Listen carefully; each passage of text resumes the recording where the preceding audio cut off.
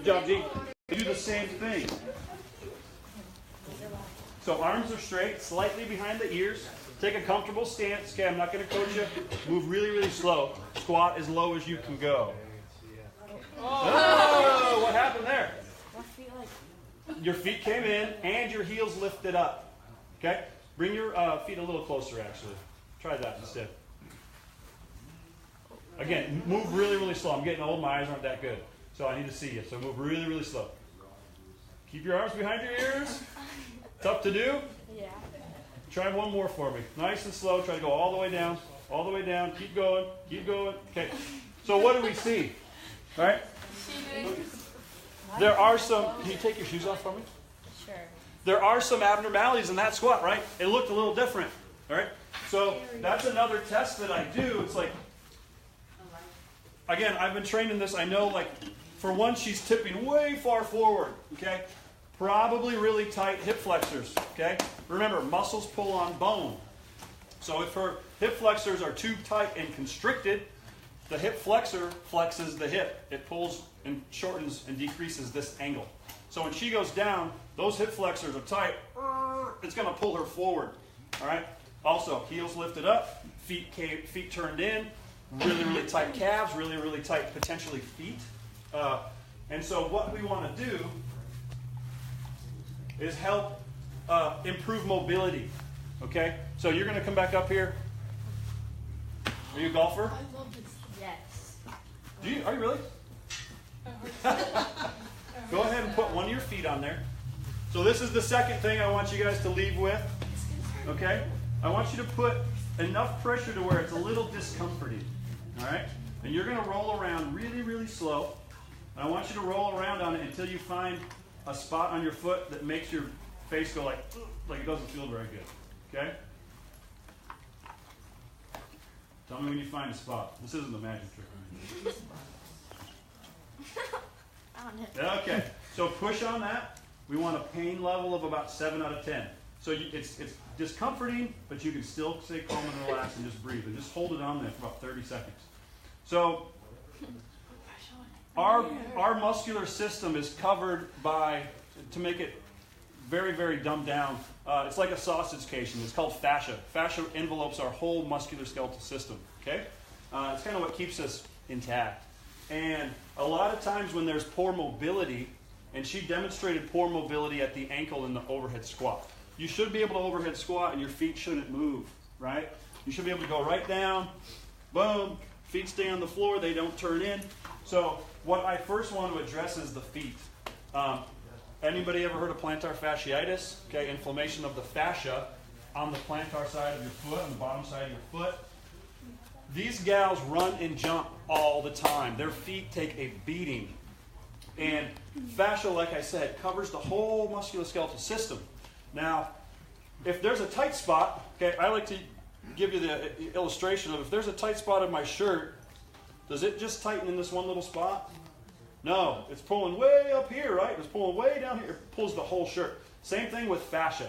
So if her fascia is tight on the bottom of her feet, it's going to pull under the heel, it's going to pull up into the calf, it's going to pull up into the hamstring, even up into the glutes and into the low back. So something that may be your back might hurt, it might go out, but it could be a result of your feet. It could be a result of tight fascia in the feet. A lot of times injuries, I like to say, whatever gets injured isn't the culprit, okay? It's the victim. It's the result of something else being weak and it trying to take over and compensate and just doesn't have the support and just breaks down. So we need to fix her fascia for one.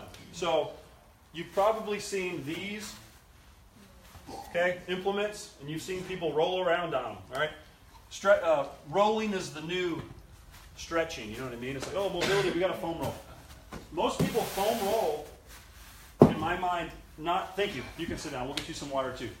So, most people foam roll, and they just kind of roll, and then they get off it. That can actually create more scar tissue. What we want to do is be very, very specific with our foam rolling, and even more specific, we want to use something a little more hard. So the foam roller probably isn't going to do much, okay? Something harder, like this, okay? It's got a PVC pipe in it and a little bit of foam. I always recommend to my clients just go buy a PVC pipe from Lowe's or Home Depot. I'll even roll on these, okay? Again, you want something a little more firm.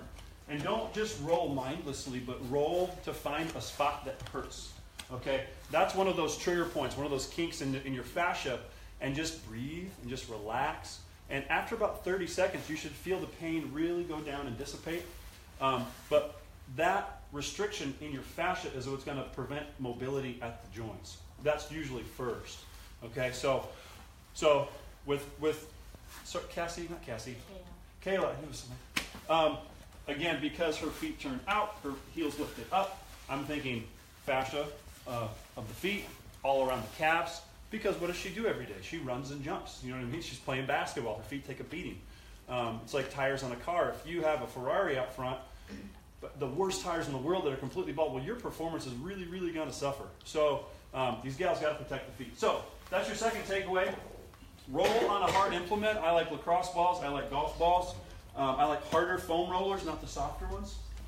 So that's a big part of my test or of my programming. And then another thing is fatigue masks fitness. I heard that quote a long time ago. Fatigue masks fitness. And what that basically means is these gals can be the fittest girls around, but if they get fatigued and it's the fourth quarter, it doesn't matter how fit they are, because that fatigue will mask how quick they are, how high they can jump, just because of the fatigue factor. So training in the weight room, we can greatly increase their endurance, their stamina, firing the muscles properly, I think is really important. So we want to avoid the fatigue, and then, like I said, firing the muscles properly, neurological efficiency. Okay, I've been I'm 38, turned 38 last week. I've been training for 22 years. All right. Also, guys have a better efficiency neurologically than females do. It's just so it's already again at a little disadvantage. So how do we increase neurological efficiency? And what I mean by that is how big of a signal can their brain send to their muscles to fire the muscles, and how quickly and how strong. All right. So neurological efficiency improves in here. If you think about, again, Molly was working out last night. She's been working out for a couple months. She's moving. You were dumbbell bench pressing with 17 pounds, okay? And at the beginning it was like 8, right? Her brain has adapted to where 8 pounds is no longer heavy. Now she's using 17 pounds, and it was actually pretty. We did 10 reps, right? And she was just, boom. She was actually going, pew, pew, and making the noise as she was pressing up, and it was actually moving really quickly. So when she goes to use those muscles in the game, again, same thing goes for the lower body exercise, firing the hamstrings and glutes, pushing off, jumping, running. Her neurological efficiency is that much better now than it was 3 months ago. So we really want to improve neurological efficiency. And then safeness of training. Whitford wants some maple water. No maple water. I figured I'd bring him. I figured the girls would like him. He's in here a lot with me, and my clients have learned, and they love Woodford. But where was I going? Oh, safeness of training. So I do a lot of things much different than a lot of coaches. For example, that guy right there is a trap bar.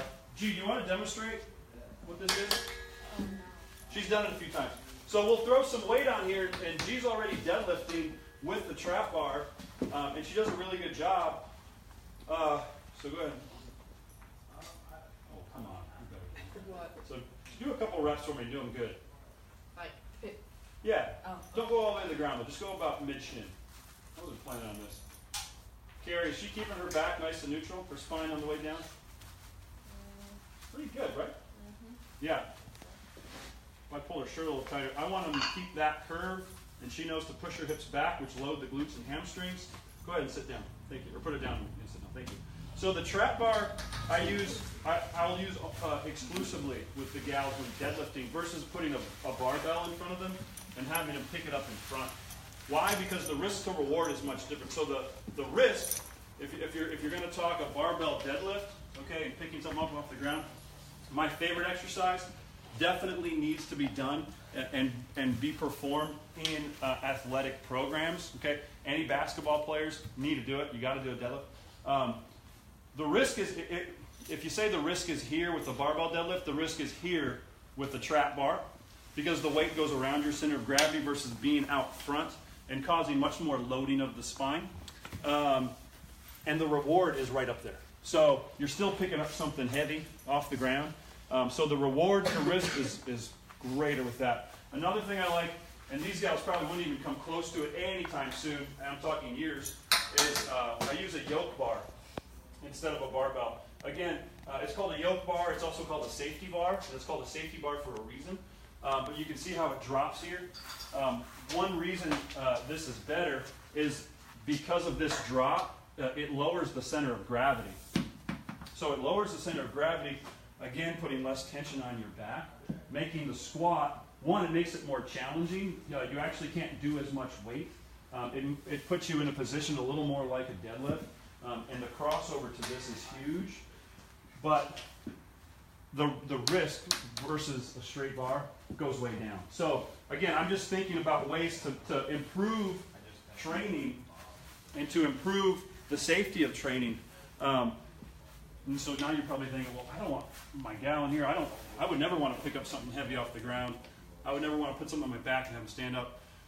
Why it's important for athletes is the rate of force production. Okay, rate of force production is basically how fast can these gals apply a force to an immovable object. In basketball, that's the basketball court, it's the ground. So again, I'll use Molly as an example because she's done that a few times. She's done it a few times. And we've been working now at 105 pounds, 110 pounds. Okay, they can just, boom, pick it right up off the ground for 8 reps. All right. If they can push off the floor, all right, boom, and straighten their joints and do it faster and do it with 110 pounds, how much easier does it become when they go to jump up to get a rebound or when they go to push off of the ground? Again, straightening the joints. All right. It becomes that much more easy. So the neurological efficiency in applying a force quickly, the rate of force production. I got a lot of athletes that always, I don't want to say always, I got a lot of athletes, where's the speed ladder? All right, I was going to use Mike as an example, but I'm going to use Dan. Dan, come up here, please. Come on.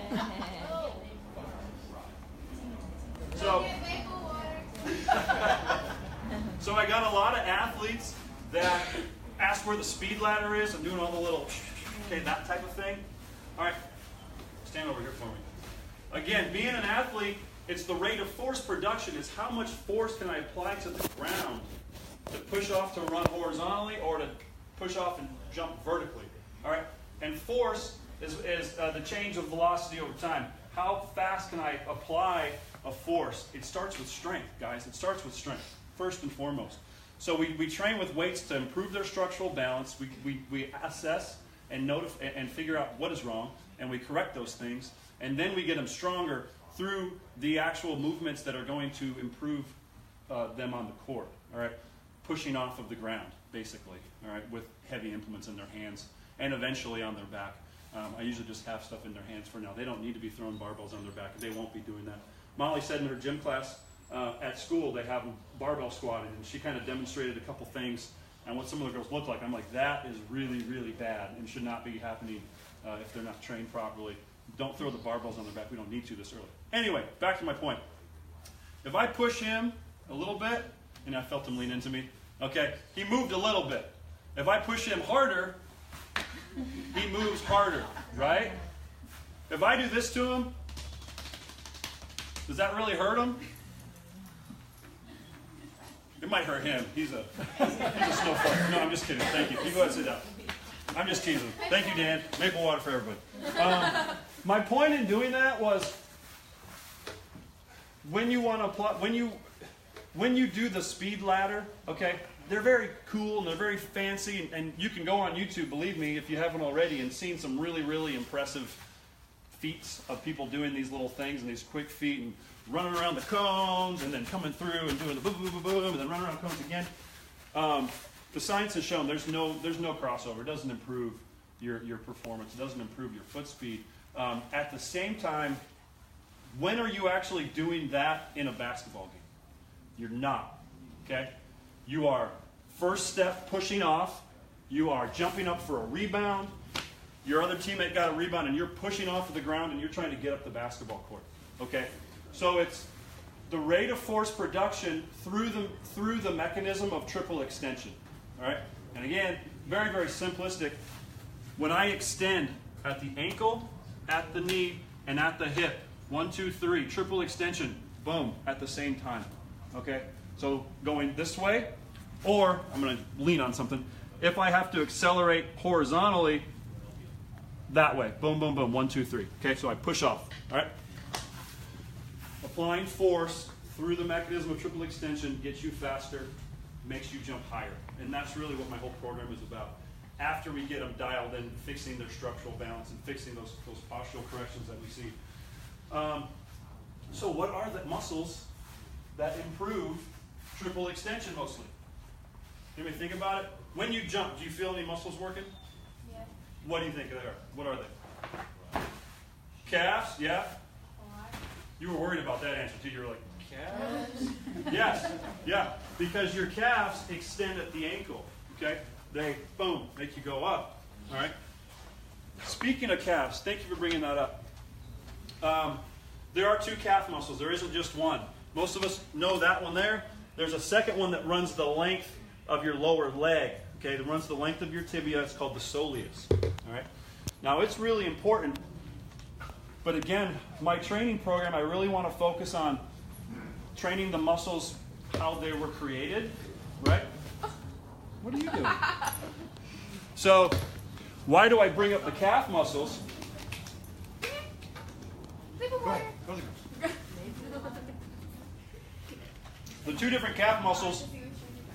Has anyone ever heard of fast twitch muscle fiber? Okay, or type 2? Okay? The gastroc, that one there, type 2. Okay, fast twitch. You want a vertical jump, we got to make it stronger. All right? Now, does the soleus help you jumping? Yes, it does, because it crosses the ankle and helps you extend up on your toes. But it's much more type 1 muscle fiber. Okay? It's more slow twitch. So think running up and down the court for a full basketball game. Okay? Now, are you using both every time? Yes. But we need to strengthen gastrocnemius. Okay, we need to strengthen that calf muscle to improve jumping ability.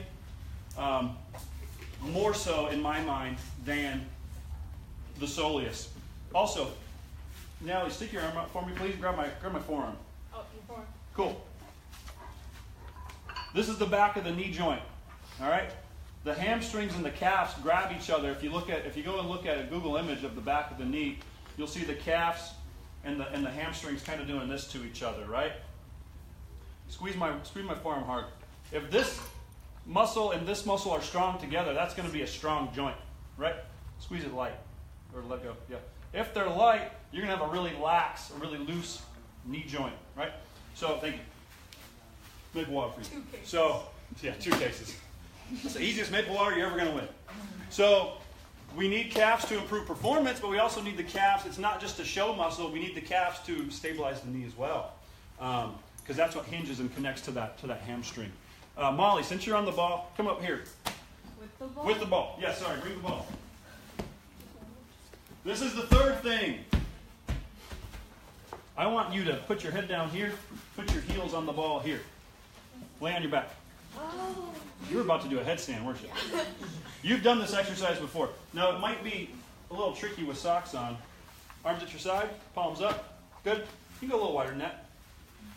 Pick your hips up off the ground. Cool. Legs straight. Now, I want you to pull them in quick, remember? And then release it slow. Now, she's doing it correctly, okay? She's lifting her hips up as she pulls in. Keep going. Just keep demonstrating. Release it really, really slow, about 4 seconds. Okay? G and Molly know all about tempo. And with the hamstrings, I want a really, really slow eccentric or a negative. Okay? Why is that? Because our hamstrings are our #1 decelerator. So when she lands, okay, because all you are dunkers, right? You get up at the rim, you get up there. I know that. Yeah. I've seen you guys. Yeah. You fall a long way back to the earth, right? And so when you land, all right, these hamstrings are what's kind of absorbing the load, your body weight. Same thing when you go to, same thing when G turns the ball over. You're like, oh man, I got to run back on defense now. supposed to laugh. That was a joke. When you slow yourself down, it's the hamstrings that do the work. Hamstrings are also, so that's why I want really slow eccentrics or slow negatives with hamstrings. I want them to get really, really smart at slowing the weight down as the muscle extends. Okay? Hamstrings are also predominantly type 2, fast twitch muscle fiber. Okay? So pull it in quick, boom. Good. G and Molly, again, I've heard me say this 1,000 times to them every workout. Pull it quick. Okay? Because we want to improve neurological efficiency. So we want, when we tell that muscle to fire, we want it to do what it's supposed. We want it to do what we want it to do, and we want it to do quickly. You getting tired yet? A little bit. You can relax. Thank you, and take your seat back. So give her a hand. Yeah, Molly. Again, Shelby showed some weak hamstrings. She did that hop forward, okay, in relation to the quads. So that's a great take-home exercise. Pull it in quickly. Release it for about 4 or 5 seconds. As you pull in, make your hips go up. Why do I want your hips to go up? Again, there's 3 different hamstrings, okay? 2 of them cross your knee and do this motion, right? 1 of them crosses the hip and helps your muscle, or helps your hip extend. What did we say earlier? Pushing off, triple extension. So as you pull the ball in, you're not going to get full effect of the hamstrings if you don't raise your hips at the same time. That make sense? Cool. So that's your third take home. Mike, I did not think I would cover an hour, and we're easily covered an hour. This is good. We're almost done. I have a testimonial at the end. Okay. And then another thing about training for the gals is you should prioritize training, and your training should change throughout the calendar year based on in-season, post-season, early off-season, late off-season. Your training should change. Okay, so I was just talking again with Dan about this yesterday because, with the calendar, do we make the Sci-Fair summer circuit the season and prioritize around that, or the school season? And he's saying Sci-Fair is probably a little bit more to be. Mike's grinning. Yeah. I've seen a lot of, I've heard you guys talk about a lot of blowouts in terms of the middle school basketball. So Sci-Fair is a little more important. So exercise selection will change based on time of season. Speed of contraction will change. I might not have her do really, really slow negatives late in the season, but we still need to train, okay? Because that's when breakdowns happen, right? When there's just too much wear and tear, and you're thinking, oh, well, I don't need to train. Well, no, you need to train. We're just going to adjust some of the workouts. We're going to have them do less volume, so less reps and sets. So early in the off season, maybe 5 sets or whatever. Okay, late in the regular season, maybe 2 sets, maybe 3 sets. Maybe the tempos, instead of that 4-second eccentric, it might just be control on the way out. It might be only 2 seconds. Okay, so there's less time that her muscles have to work, but they're still staying strong. And I think that's really important. Most basketball players love this. Okay, I don't want you girls. This is an extra take home. I didn't put this as a take home. Okay, don't do any cardio ever again while you're playing basketball. Is that different than what you've been told? Her mouth's wide open. She's like, no cardio, 0 whatsoever. Okay? The SAID principle, specific adaptation to imposed demands. Okay? Our bodies adapt to the demands that we impose upon them. If you go out and run 4 miles or 5 miles, you're telling your muscles that's the way you want them to perform optimally. And if you do it enough, they're going to change, and that's going to be the norm, and that's going to be how they want to perform. How long is a basketball play before you can stop and walk? 20 seconds?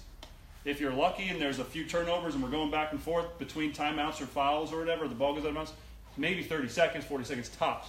But usually it's you go up, you run around a little bit at a time, ball goes out of bounds, and you can walk back the other way. So your training, your running and all that type of stuff should look the same. All right, so sprinting, okay? Sprint for 10 seconds, 20 seconds, 30 seconds, and you can adapt that throughout the season, and you can change that so you don't get bored. But I instruct all of my power athletes, which is most sports, football, basketball, volleyball, okay? Don't do any cardio. Now, you can get conditioning using sprints, but don't go out and run 3 miles, 4 miles, 5 miles. I highly advise against it. Okay, so we're going to finish with one other thing. I am really big. the term holistic gets thrown around a lot. So I'm really big on, for lack of a better word, holistic lifestyle options and better options. One of the biggest is vitamin D. And so I did a Facebook Live video yesterday. If you're friends with me, you can go back and look at it. It's flu season right now. Apparently it's an epidemic. It's really, really bad. I know it's done really, bad things for my basketball. I coach at Hill Country Christian. It's done a lot of bad things for my team. I've had guys sick. I know there's gals that have probably been sick throughout the flu season. One of the best things that you can do for your performance, but also for just your body's overall wellness, including the immune system, is to up your vitamin D level. Now, I'm no doctor. I did not stay at a Holiday Inn Express last night. It was also a joke. It was a bad one. Thank you. I laughed. I don't care. Thank you. I appreciate it. But the science and the research tells us that our vitamin D should be between 60 and 80. Now, if you've had blood work done, you go and look at your lab work. The lab work will say 30 to 100. Usually, it's a very wide range. But who goes and gets blood work normally? Sick people, or you when you are sick and you go and the doctor's trying to find out what's wrong with you. And that lab report basically shows you the average of everybody that walks through the door. It's not where the healthy people are. So functional medicine and integrative medicine are the study of healthy people and where they lie. And where the healthy people lie is 60 to 80. And also what the research says is when you're at 60 to 80 with your vitamin D status, immune system improves, cognitive function improves, retaining muscle mass improves. Everybody knows about bone health with vitamin D, and it comes from the sun. Problem is, we don't get vitamin D from the sun in the winter. Okay, we get it in the summer. It's called the vitamin D winter. You can Google that, and you'll see that, especially where we're at, we don't get a lot of vitamin D. So we need to supplement with it. It will help these gals not be sick. It will help you not be sick. They've said some studies have shown as much as 70 to 80% of us in America are deficient in vitamin D. And that's from the lab reports. That's like sub 40, sub 30. We got to get it up there. If you have darker skin, okay, if you're African American, you are almost assuredly low because your skin basically repels the sunlight. So you need to absorb it. Okay, the darker you are, the more you need. And again, I'm no doctor. I can't say I prescribe anything, but I will give you guys recommendations. I do have a great practitioner range vitamin D. I can give you some good protocols to up your vitamin D quickly.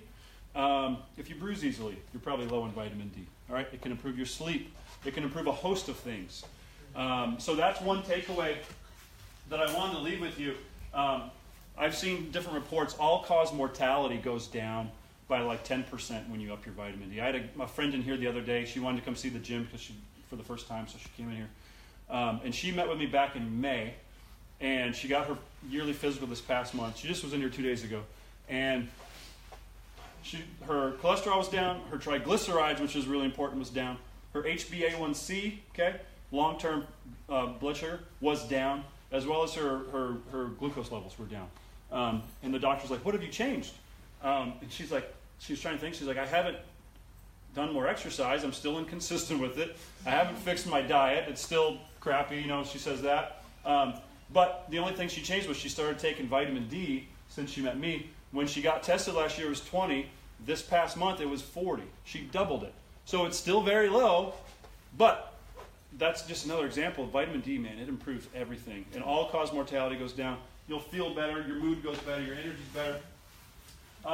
There's another parent. I guess I shouldn't say it. They aren't here, but there is another Sci-Fair parent that has texted me, thanking me that their daughter is putting vegetables in her eggs in the morning.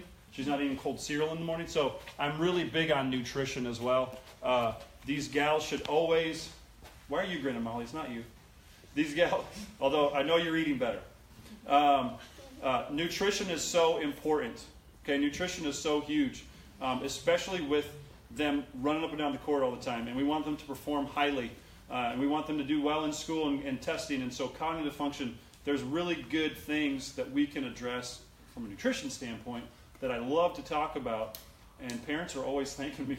I get texts, I have gotten texts from all my parents in the past just thanking me for the difference in the nutrition that the gals and the guys that I train have seen just from working with me and from learning what